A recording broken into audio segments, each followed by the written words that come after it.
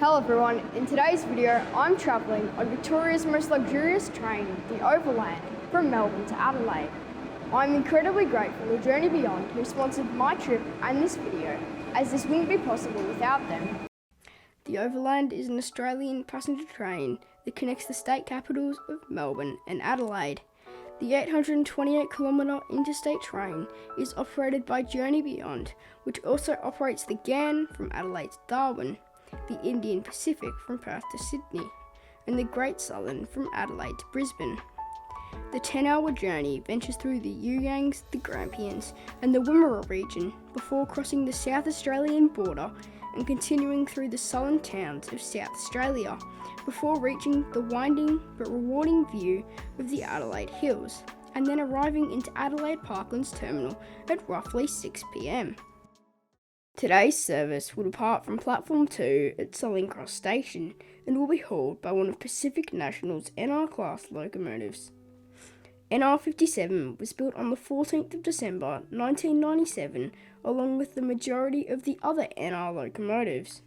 Furthermore, the locomotive is built for standard gauge track and has a maximum speed of 115 km per hour. Once known as the Intercolonial Express, the Overland has two classes of travel, one being Red Standard and the other one being Red Premium. If you're in Red Premium, the kind staff will give you a menu before departure for your breakfast and lunch preferences, but if you are in Red Standard, you can buy the food from the cafe as it is not included in the package. The choices for breakfast are baked beans with a spinach and feta omelette, along with bacon and sourdough toast, or a vanilla yogurt parfait with plum compote and crunchy granola, and lastly, banana bread.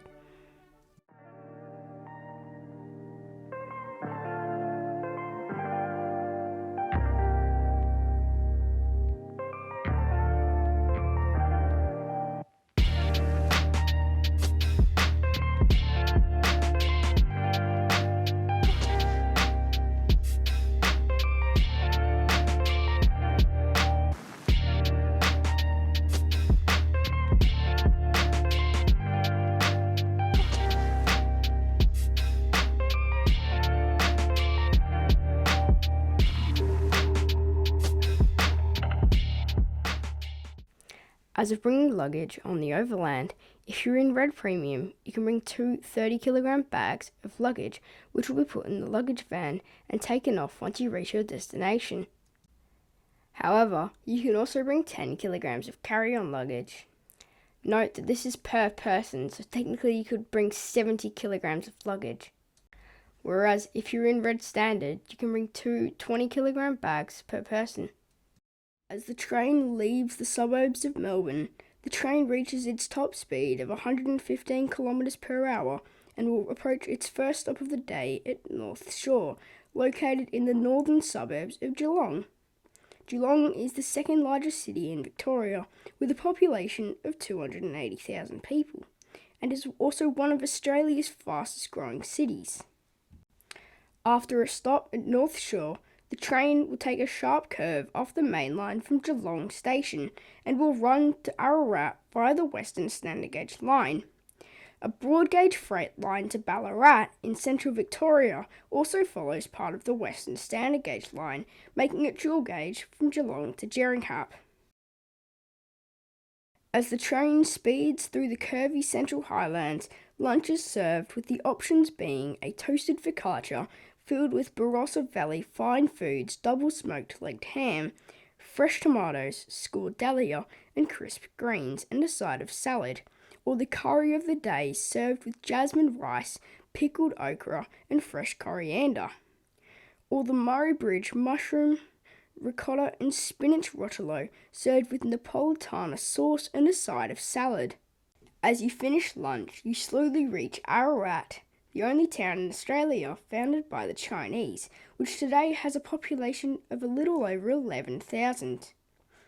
Ararat is located in the Wimmera region in Western Victoria, roughly 200 kilometres from Melbourne CBD. Ararat is served by broad gauge V-line trains to Melbourne via Ballarat, whereas the standard gauge Overland runs via Geelong, which is about 50 kilometres longer than the broad gauge route. During the time between Geelong and Ararat, I had a lovely chat to Natin, the train manager, about what it's like working on the Overland. It's very exciting. Always get a chance to meet all the different people every day, and we have lots of train lovers come on the Overland. Lots of people approached me at the stations just to take photos of the Overland and just to know about how many carriages and when we are running and how we are running. So it's good to meet all the new strangers every day. I'm working with Jenny Bjorn for the last 13 years. I joined Overland just last year as a journey manager, and yes, I get a chance to work on the other trains with Jenny Bjorn as well. Let's say not boring, because you hardly get a chance to even think about it that it's boring, because we always have something going on for the whole day.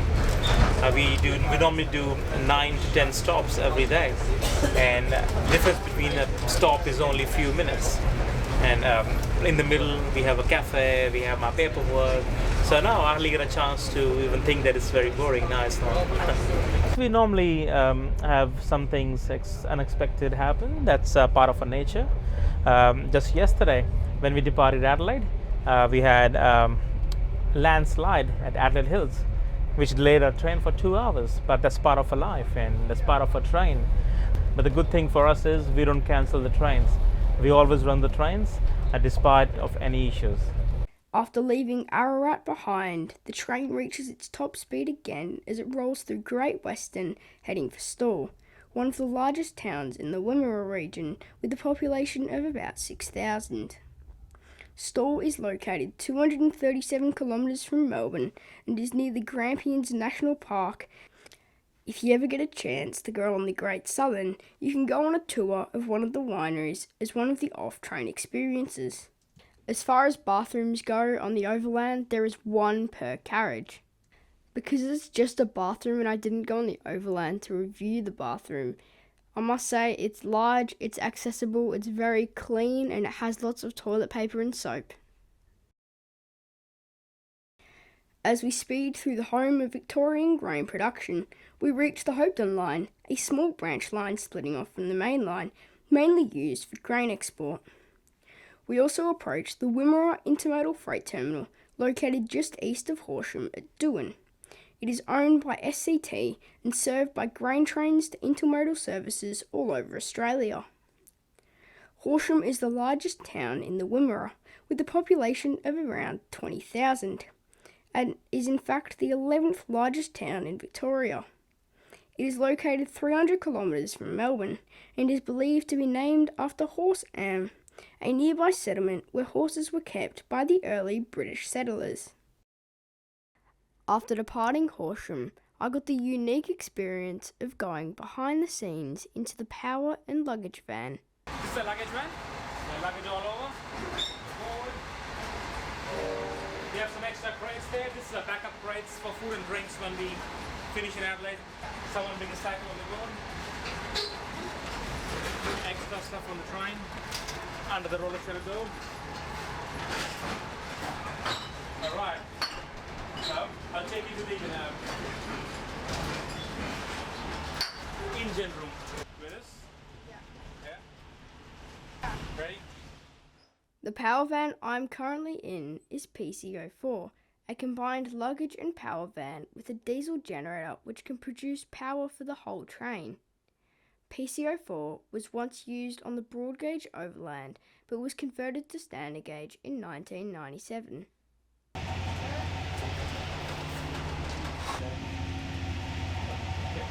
That's the emergency brakes.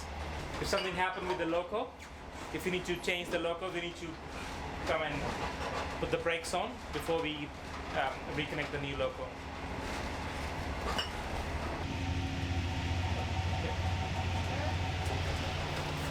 Dimboola is located 334 kilometres from Melbourne and is the smallest town the Overland stops at, with the population being around 1,500. Dimboola is halfway between Melbourne and Adelaide by rail, which is why Pacific National has a driver changeover point there. Ages ago, passenger services to Dimble were operated, but ceased operation in 1993 due to the Victorian government cutting half of Victoria's railways. Other than coaches, the Overland is the only other form of public transport between Melbourne and Adelaide. Nil is halfway between Melbourne and Adelaide when driving. Furthermore, it is located 375 kilometres from Melbourne and has a population of 2,500. Nil is the last stop before the Overland crosses the border. Nil is believed to be a Wergaia word meaning early morning mist rising over water.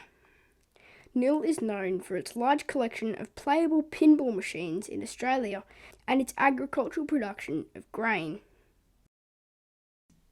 As the town of Nil gets left behind, we approach Coniva, which happens to be the home of the Overland Museum, a non-for-profit museum based on preserving the history of the Overland itself. As well as the museum, it also has some beautifully painted silo art adjacent to the disused station. As we reach the Victorian border, a uniquely designed railway station comes into view. That station happens to be Surveston, the last town the Overland goes through before crossing the border. Originally, you would need to change trains at Surveston in order to get to Adelaide, but nowadays there is no need to as the line is one gauge. You also need to put your watches back half an hour to change into Australian Central Standard Time. Bordertown is located 250 kilometres from Adelaide and has a population of roughly 3,000. Despite the name of the town, it is actually located 18 kilometres west of the border. Bordertown was the birthplace of Australian Prime Minister Bob Hawke. Bordertown is known for its rare white kangaroos that roam around. There is also a museum about them, which is pretty cool. As we head for Murray Bridge, let's take a look at the Overland fares, different ways to travel between Melbourne and Adelaide, and a comparison of travel times. Starting with Red Standard on the Overland, an online/non-flexible fare ticket from Melbourne to Adelaide costs $135 per person. An everyday ticket costs $185 per person, and a pension concession ticket costs $105 per person. Whereas with Red Premium, an online/non-flexible fare ticket from Melbourne to Adelaide costs $240 per person, an everyday ticket costs $295 per person, and a pension concession ticket costs $240 per person. If travelling on a V-Line coach, full fare tickets are $33.40, and concession tickets are $16.70. However, if flying, plane tickets can be anywhere from $130 to over $350, depending on the airline and the time of day and year in which you travel. Now for a comparison of travel times. The Overland takes 10.5 hours to get from Southern Cross Station to Adelaide Parklands Terminal. A V-Line coach takes anywhere from 10.5 to 11.5 hours with one or two changes along the way, and the total travel time depends on wait time for a subsequent coach after taking a V-Line train to either Bendigo or Ararat stations. Driving takes roughly 8 hours non-stop, but you need to concentrate for the entire time if you're the driver, so I would definitely recommend stopping for lunch and sightseeing, so 2 hours or more could be added for breaks. Lastly, flying from Melbourne to Adelaide airports takes 1.5 hours, but you would need to include such factors as arriving to and leaving the airports, waiting for your plane, and boarding and disembarking. From these highly professional statistics I've made, we can see that flying is the quickest option, but you don't get to see much along the way. Driving is the next quickest, but it's also very tiring. Travelling with V-Line requires making several changes and being confined to a bus for most of the journey.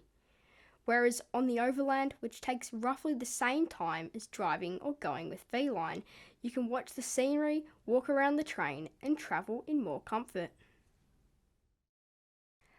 After my little economics session, let's get back to the journey. As we trundle through South Australia, we pass many small towns in the Mallee with beautiful silo art and unique stations. especially Melbourne, a small but cosy town with really cool silo art, a historic train station, and probably the best waffles I have ever had at Waffles and Jaffles. Shout out to them.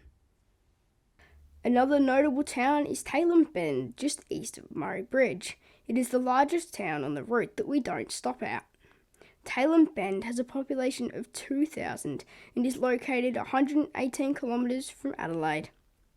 It used to be a major rail junction and even has its own roundhouse, which is still in use today. The stations at Murray Bridge and Tailem Bend look very similar because they were designed by the same architect. Now it's time to take a look at the seats in both Red Standard and Red Premium. Starting off with Red Standard, there are 60 seats per carriage in a 2x2 arrangement. Each seat has a generous amount of legroom, an individual reading light, a tray table for food and beverages, and overhead storage for hand luggage. Seats can also recline. Like Sydney's trains, the seats can be turned around in the direction of travel. Moving on to Red Premium, there are 36 seats per carriage in a 1x2 arrangement. Apart from more legroom in the Red Premium seats, Red Standard seats and Red Premium seats aren't too different, although I think the Red Premium seats are more comfortable. There are also blinds on every window, which can be pulled down at any moment during the journey. The Murray River comes into view shortly after, which means Murray Bridge is close. Murray Bridge is located 74 kilometres from Adelaide and has a population of 23,000. Murray Bridge used to be a large port, along with opposite the station being large sidings. As the Murray gets left behind, all that's left is the lovely Adelaide Hills. Trust me when I say this, there will be no shortage of food and drink if you're in Red Premium. You can get unlimited drinks, obviously to a certain extent. Breakfast, lunch and afternoon tea are also included. However, you will be offered many different desserts as well. After we leave Murray Bridge, the majestic Kanmantoo copper mine can be seen.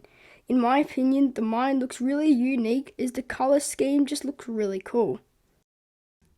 At Mount Barker Junction, you can see the broad gauge line to Victor Harbour, which is used by steam and diesel trains by Steam Ranger South Australia, a tourist railway. Sadly, many disused stations in the Adelaide Hills have been vandalised and destroyed. Some of the stations even date back to before the 1900s. Some of those stations include Mount Barker Junction and Balhanna. Although some of the disused stations are being restored by volunteers to return them to what they once were. After climbing the Adelaide Hills for a bit, we reach Mount Lofty Station, the highest station on the route with an elevation of 492 metres. Suburban services used to operate to Bridgewater but were cut in 1987. The suburban network to Adelaide begins at Belair, a short distance from Mount Lofty. The suburban route is on broad gauge and is non-electrified, which is pretty uncommon for a suburban network. After being parallel to the broad gauge Belair line for about 20 minutes, we slow to a halt as we reach Adelaide Parklands Terminal, which cues an ending to my wonderful journey. After arriving into Adelaide just before 6, it's been over 10 hours since I departed Melbourne. After being on the train for almost a day, I must say it has been quite a unique experience. I mean, I got to try food that I never even knew existed. I got to enjoy all the marvellous views the Overland has to offer. And lastly, I got to create a wonderful memory. I just want to say a huge thank you to Natin and the Journey Beyond team for hosting me. Without further ado, thank you so much if you've made it this far. I hope you've enjoyed the video because it's been my biggest video so far on this channel and it's taken a long time to edit and produce. So I hope it turned out well. Leave your feedback in the comments.